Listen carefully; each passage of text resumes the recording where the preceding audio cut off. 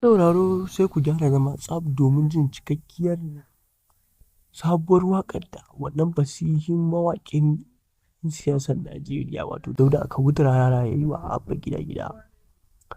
Taken Jagora Abba Kabir Yusuf Kafi su gaskiya. Amma mai sauraro kafin mu kai ga samun wannan cikakkiyar waƙa ya kamata da idan wannan shine farkon kawo mana ziyara tashar mu ta farko mai albarka.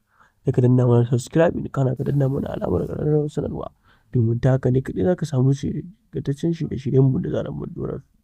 Danna mana alamar lakin da share da comment domin ta haka ne kaɗai za mu tabbatar da cewa kana gamsuwa da shirye-shiryen da muke kawo maka.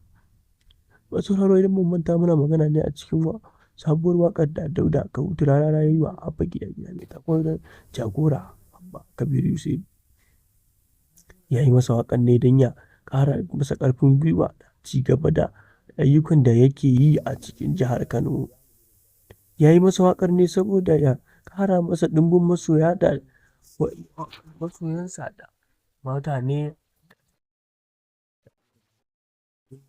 ya ciyar da jam'iyyar tasu gaba.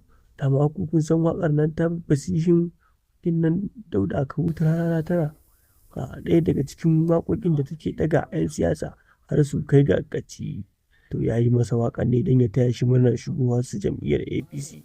Bayan waƙar da ya yi waƙoƙin da ya yi masa a baya, ya daddage, ya sulaɓe, ya salalo, ya sulluɓe masa wannan waƙa mai taken Kafi su gaskiya Jagora Abba Kabir Yusuf.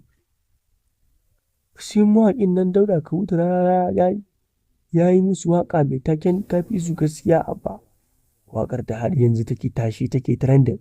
Kada idan ka je mu sauraro za ka zauna ka ji ta. Yanzu za mu sa maka ita domin ka tabbatar da cewa waƙar da Dauda Kahutu Rarara ya yi wa Abba Gida Gida mai taken Kafi su gaskiya Jagora Abba Kabir Yusuf. Har yanzu dai masu sauraron mu manta muna magana akan fasihin waƙar da jagoran nan wato fasihin mawaƙin nan Dauda Kahutu Rarara ya yi wa Abba Gida Gida mai taken Kafi su gaskiya Baba.